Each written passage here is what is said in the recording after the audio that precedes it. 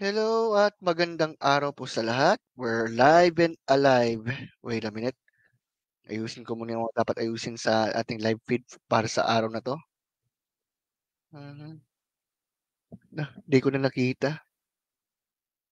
Wait lang. Okay, so ayun. Live stream time uli. Actually, yan ang gagawin natin for the entire 2 weeks of vacation. Ayan. Okay, kamustahan time muna tayo. Well, kagabi, ayun, nag-ano ko ng 4 points na may kukonsider ako. Well then,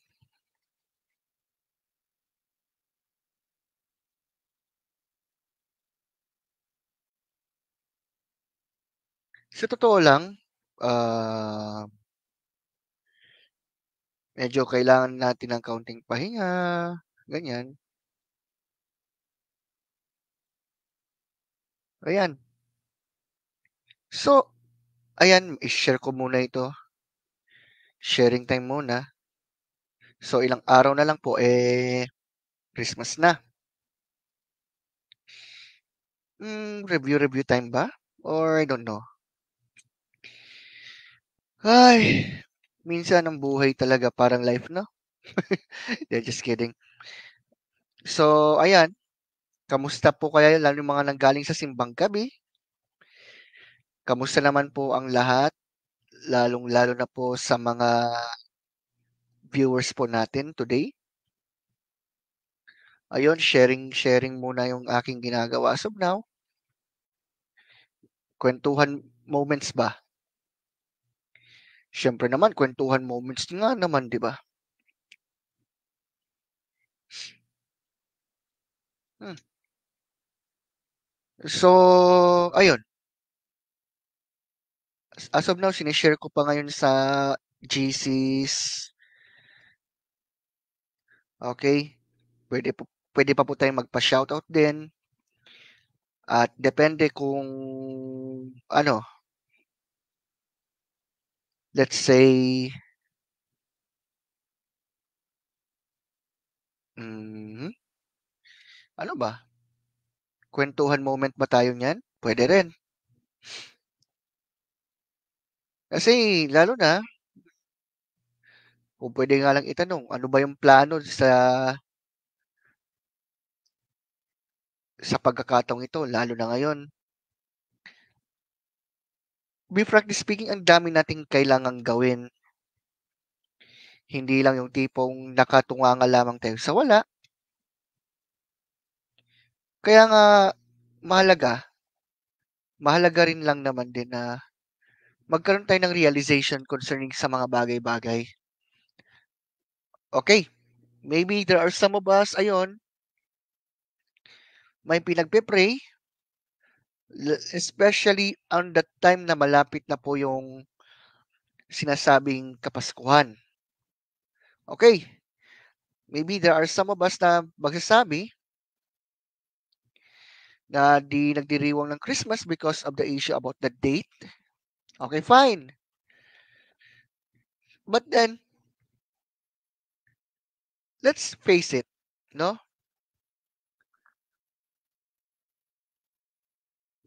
Marami po tayong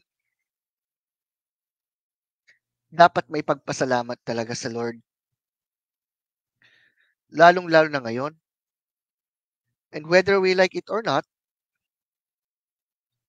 maganda rin na magkaroon po tayo ng pagbubulay-bulay o pagninilay-nilay. Kaya kahapon, I mean kagabi, if you still remember yung ilan sa mga reflections ko, especially nung nagkaroon ako ng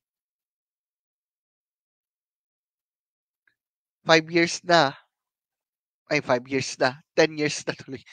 I mean, kagabi, nung nagkaroon po ako ng realization about talking to other people about faith, ganyan. Um, kanina rin nag-chat sa akin yung isa sa mga kapatid kung saan tinanong ako kung I mean in-update sa akin kung kumusta yung naging interaction ko sa isang atheist, yung skeptic ba. To be honest, okay, wait lang shout out kay L. Jane. So, kamusta na dyan?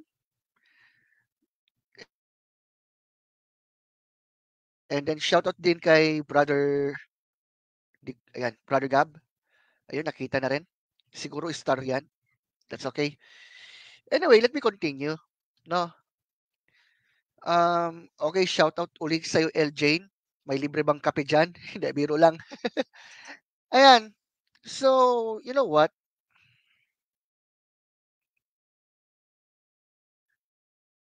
Napapaisip din ako sa mga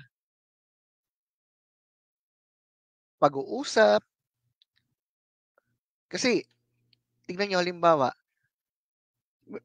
last time kasi, ah, di ba nga, nag-upload ako ng video based sa naging preaching ko last time about the topic concerning John 14:6. Then biglang nag-chat sa akin, nag-chat. Biglang nagkomento yung isa, sabay sabing Christianity is fake news. So yun, I'm asking the said question, what that question, he Christianity is true. So ayan na, nagkaroon kami ng mga interactions ganyan, hanggang sa pinersonal na ako. Like he called me BOBO, without even realizing na hindi yun patunay para masabing tama ang naturang argument. Anyway, shout out kay Lord Beckenzel. Kamusta na? Nasaan na yung kape ko? Hindi, joke lang. I'm still hoping and praying that you're okay there, okay? At saka pa-share na lang din sa mga classmates mo ngayon. I hope makilala nila ako. Ay, okay. Uso naman ang shoutout ngayon. Kamusta na kaya yung sa simbang gabi ng ilan sa mga kabataan dyan? Siyempre, yan na naman, may wishes na naman tayo. Sana pumayat, sana magkaroon ng kung ano-ano. But remember, in this season kasi, sa season na to, we are talking about the said person who became a man 2,000 years ago. Sa bagay, mamaya, i-mention ko yung tinatawag na The Solitary Life na isang short sermon na may kinalaman sa Panginoon. Maganda rin na magkaroon tayo ng mas natin na reflection ukol dito. By the way, shout out kay Raven. Ayan. I'm hoping that you're okay there. Pa-share naman yan sa mga classmates mo. So, babanggitin ko na po yung and I think maganda ito dahil yun nga, Christmas season naman then let's discuss this. At kung napapansin nyo na medyo ano yung aking signal, pasensya na po. Kasi kaninang mga alas 7 or what, medyo nag-andap-andap yung signal ng Wi-Fi. But thank God for that we're okay. Tapos ayun, kanina medyo sumakit yung ulo ko rin. Pero ayun, by God's grace, okay naman siya. Kailangan lang ng pahinga. Anyway, dahil 6 na araw na lang, sinasabing Christmas na.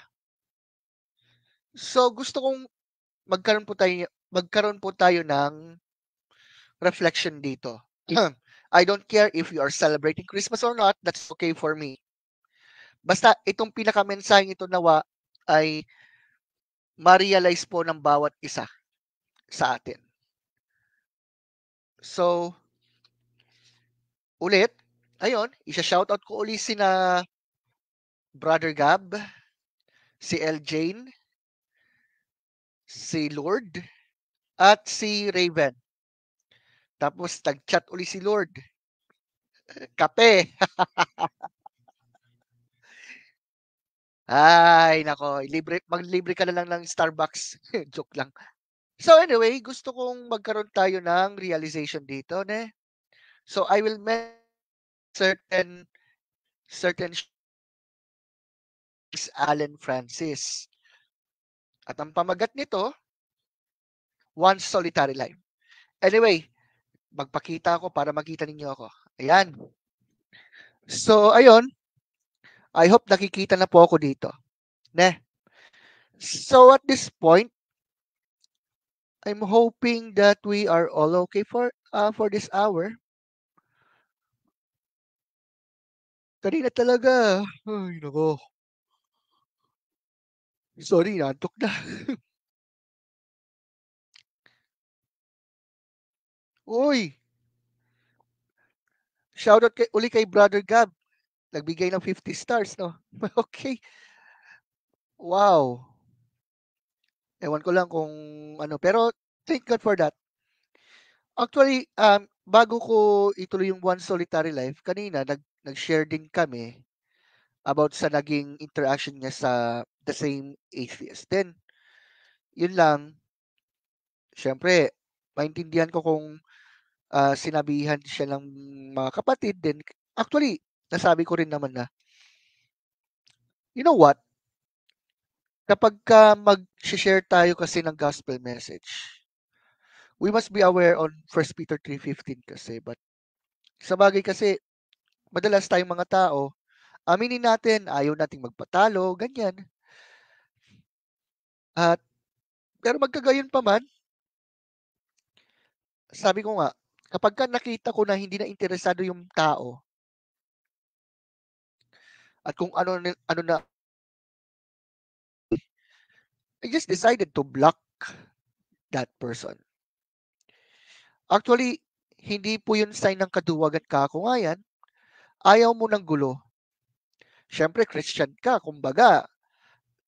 Ipag-pray na lang, kumbaga. No? So anyway, let me continue this. No? Okay. Blessed evening po, sir.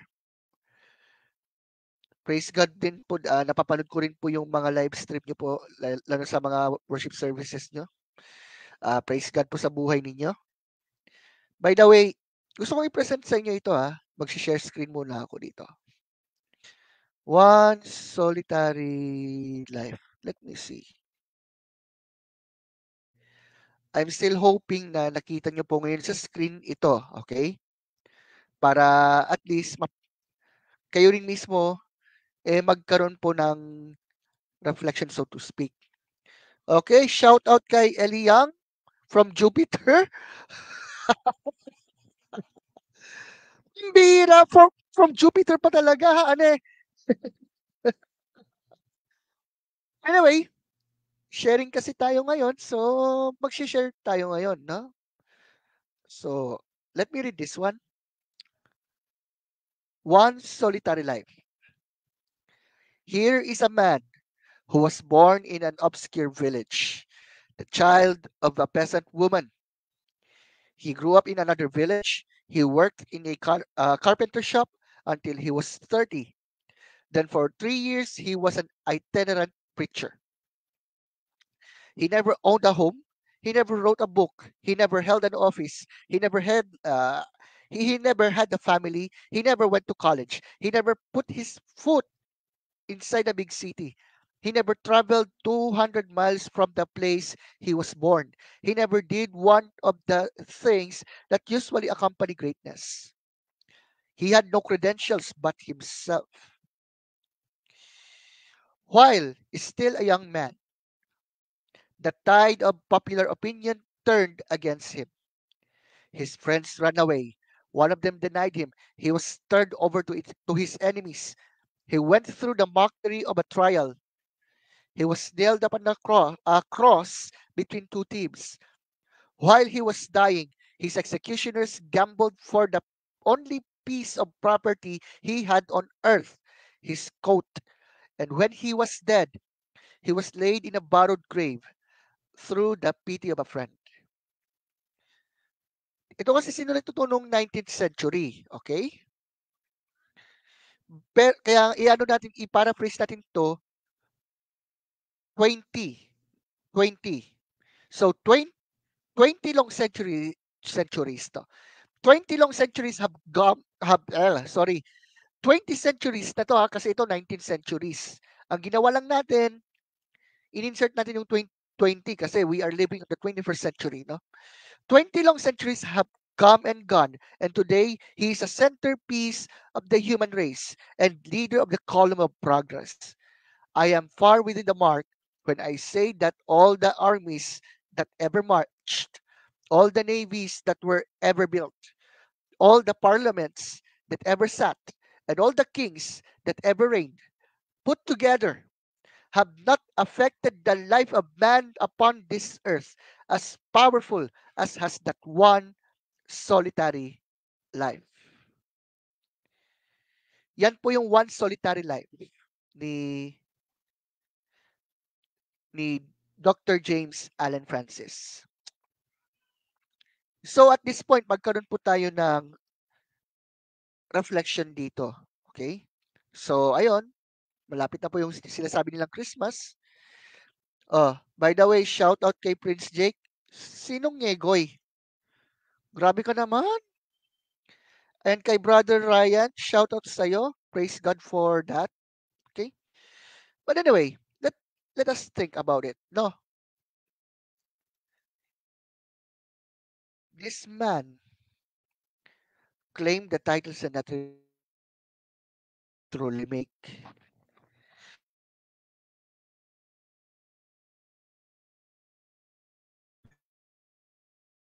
He became a man.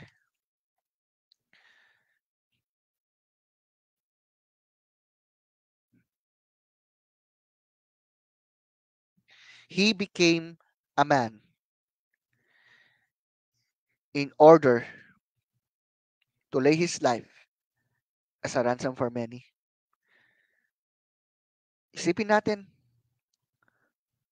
what is the reason of every one of us in celebrating this event every September to December? Mag-aminan tayo kasi ang problem pa nga, naging commercialized na. 'Di ba?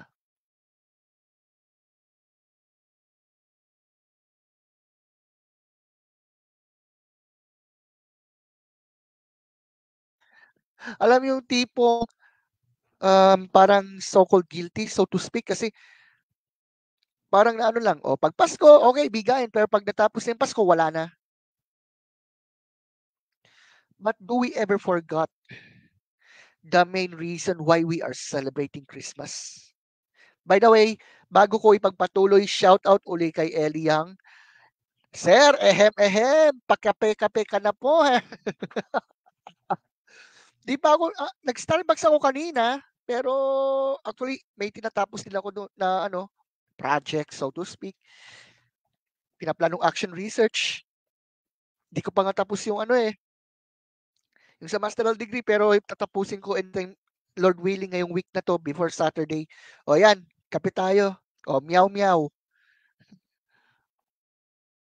Mm. And ayun, si Sir, ayun, sabi niya, kudos din po sa inyo, sir. Inspiration po ang buhay ng mga Christians na full-time sa work nila sa secular and at the same time nasa ministry pa rin. Sir, paano nyo po na-balance yon? Okay, so, ayan. Sige, I will go on to answer this one kasi actually, yung paging bahagi sa ministerial activities ay hindi talaga biro. Aminin ko, there are times talaga na napapagod din ako. Siyempre, katawan din. Actually, kanina nga, sumakit niya yung ulo ko kanina. Parang may kung ano, by God's grace naman, bumubuti na rin. Siyempre, yung time management kasi, I think, yung pinaka-pinpoint dyan. And then concerning sa, pagiging teacher, I treat it as well as a ministry for me. Okay? Yun nga po, ang pinakamahalaga naman po kasi for me, yung words ni ni Apostle Paul na whatever you do, do it for the glory of God. So kasama na yan. Eh, sabi nga naman niya, kumain ka man, uminom ka man, ano man ang ginagawa mo, do it for God's will. So, yun. Tsaka, isa pa, yun talaga, kumbaga, pagka busy-busy, pero ayos lang din. Ano lang doon, pagka sobra na, wait lang,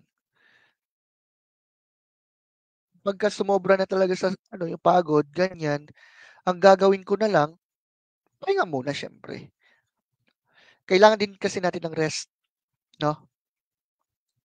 Actually, dapat nga, hindi sana muna ako mag-live para makapagpahinga naman ako. But then, I just decided na mag-share, ganyan, 'di ba? O kaya magbasa ng shoutouts, gano'n. So, yun lang naman po yung ano ko dun, sir and friend. So, ayan. So, thank you po sa inyo pong comment and all glory belongs to Him alone. So, salamat po. Anyway, o ituloy ko lang. Isipin po natin 'tong one solitary life, 'no? Wala mang sinulat si Christ na libro.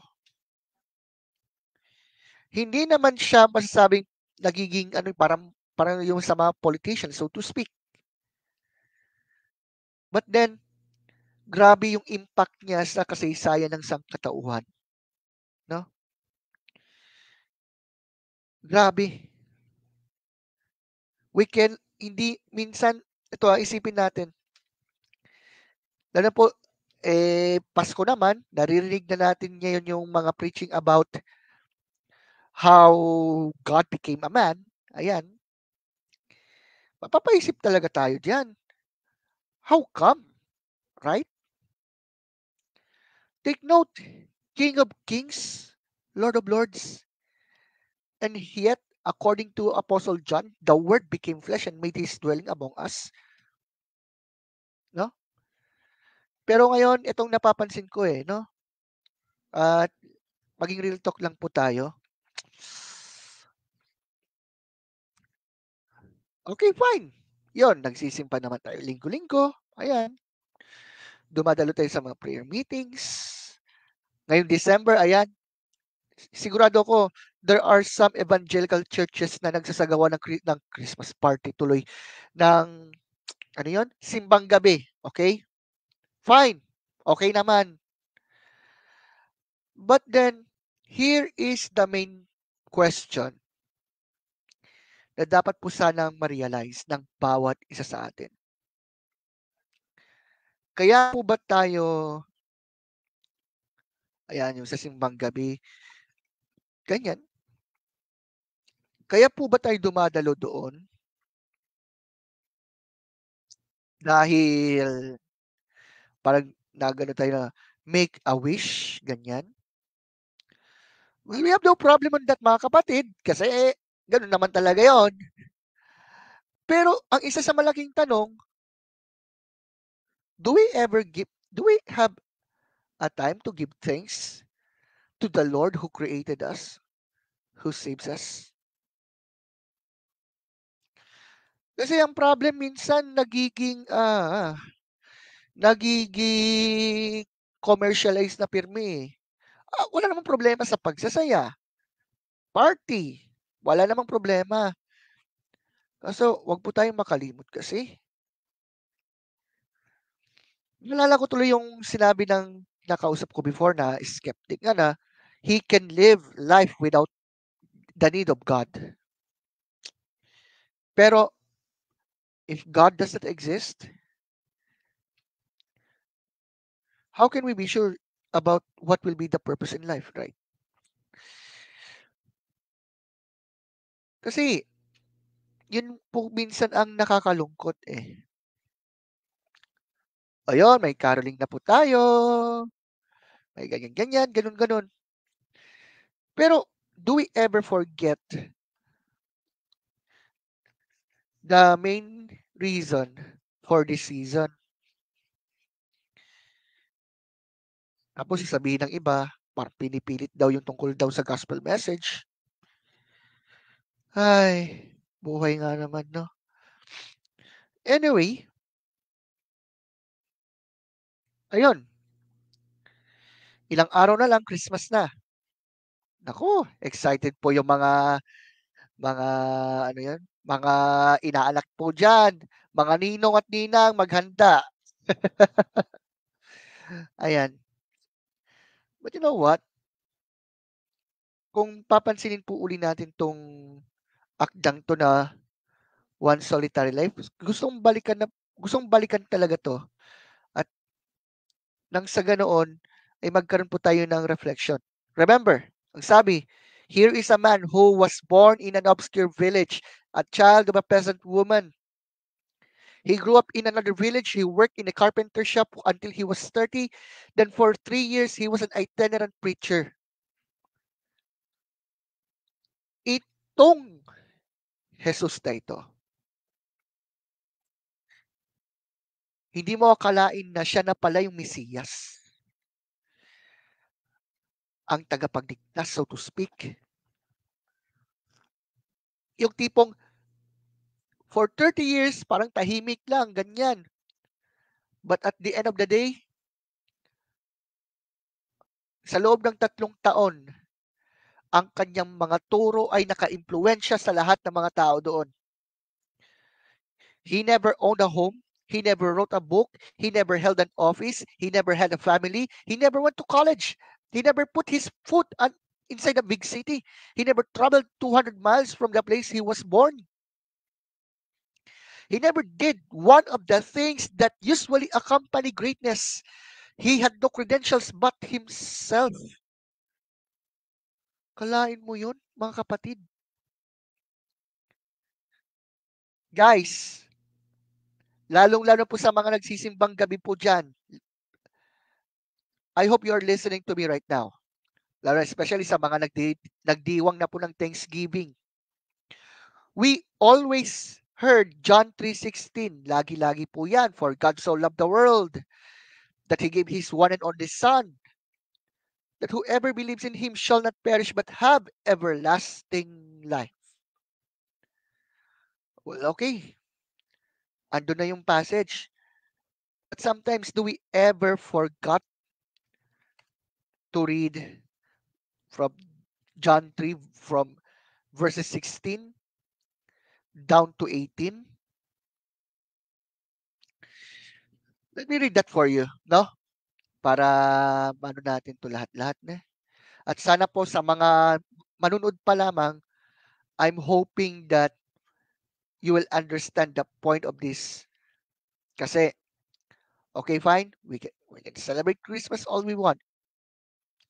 But then, we need to remember something here. So sa John 3:16, ayan, ayan, nandiyan na yung John 3:16. For God so loved the world that He gave His one and only Son, that whoever believes in Him shall not perish but have eternal life. For God did not send His Son into the world to condemn the world, but to save the world through Him. And in verse 18, whoever believes in Him is not condemned, but whoever does not believe stands condemned already, because they have not believed in the name of God's one and only Son. What did we learn for this? Okay? Andun na nga po yun. Okay, John 3:16. Yes, it's true. But do we ever, pero nakakalimutan po ba natin yung point na sinabi na, whoever. You have a choice. Either you will entrust yourself to the one who created you, or you will continue to reject it. So concerning to this matter, no, punta ulit tayo sa One Solitary Life uli. Ayan, wala po siyang halos pagmamay-ari. Kung nabasa po natin yung Gospel according to Matthew, Mark, Luke, John, Talagang talagang naka-record. Wala naman siyang talagang pirming pagmamay-ari kumbaga. Tingnan niyo 'no, tingnan niyo 'to. While still a young man, popular opinion turned against him. His friends ran away. One of them denied him. He was turned over to his enemies. He went through the mockery of a trial. He was nailed upon a cross between two thieves. And while he was dying, his executioners gambled for the only piece of property he had on earth, his coat. When he was dead, he was laid in borrowed grave through the pity of a friend. Kalain mo yun, kapatid. Wala po siyang ibang pagmamay-ari maliban sa kanyang suot na damit. Siyempre, balitang-balita yan. Sa panahon nila, he can do miracles. Yung mga bulag, nakakita. Yung mga lumpo, nakatayo. You name it. However, dumating yung time na nagkaroon ng iba't ibang opinion tungkol sa kanya. Karamihan pa nga, laban pa nga sa kanya. And at that point, he suffered. He died on the cross. Pero hindi po siya nanatiling patay. He rose again. So, 20 long centuries have come and gone. Today, he is a centerpiece of the human race and leader of the column of progress. Kahit sino-sino ang papagtanungan,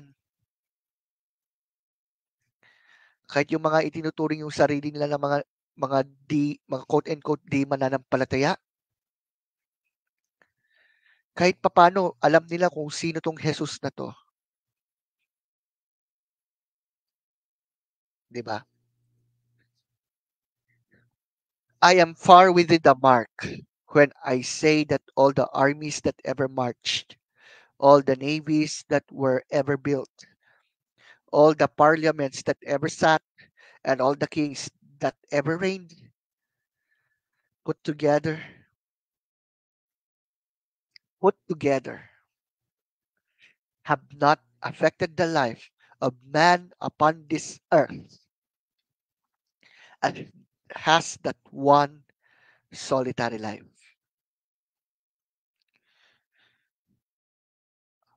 Alam nyo, mapapaisip din tayo talaga. Wait lang.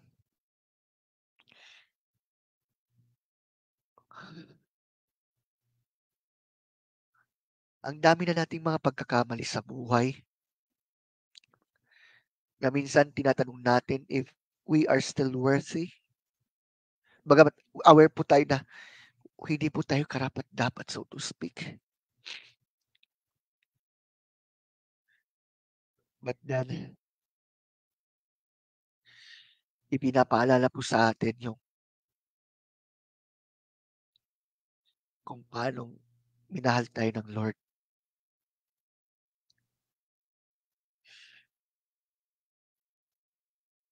Sa totoo lang, may time nga na papaisip din tayo. Kung tutusin, ang dami na nating nagawang mga kalokohan sa buhay. Siyempre, lagi tayong pinagsasabihan pero hindi pa rin tayo nakikinig. Pero tingnan nyo, tingnan natin yung biyaya ng Lord pa. I don't care if you're celebrating Christmas or not. Ang pinaka-issue dyan, ano ba ang mensahe ng si Kristo ay nagkatawang tao? Yun lang ang dapat po nating pagbulay-bulayan.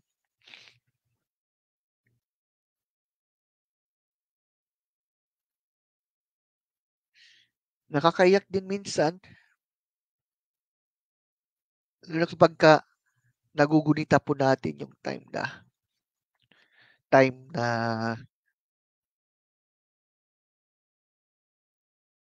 grabe pala ang Lord. Maybe malamang isa ka o Ilan sa inyo yung naka-experience ng anxiety, kalungkutan, tapos parang pakiramdam ay gusto ng sumuko. But then, do we ever realize the fact that the Lord said in the Great Commission when He said, I will be with you even to the end of the.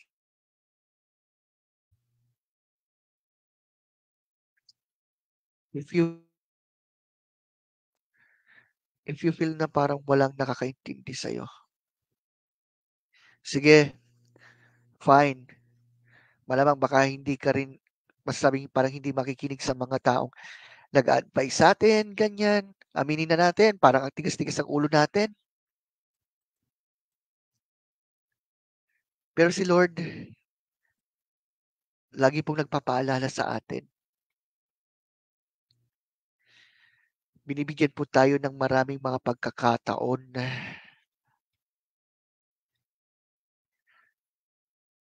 para makapagsisi,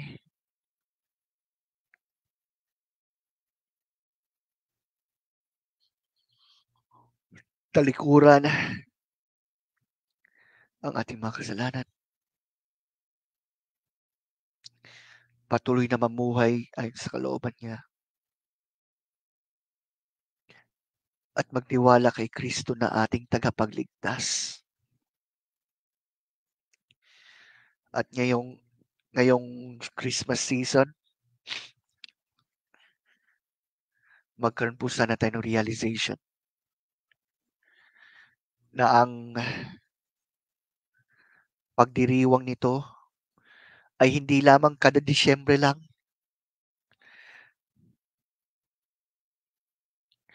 We are talking about the fact that we are celebrating His goodness.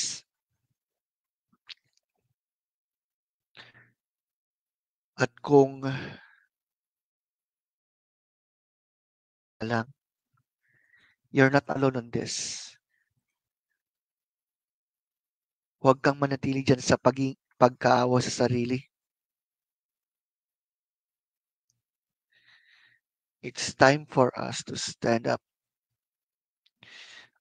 Alalahanin natin ang Lord. Alalahanin natin siya lagi.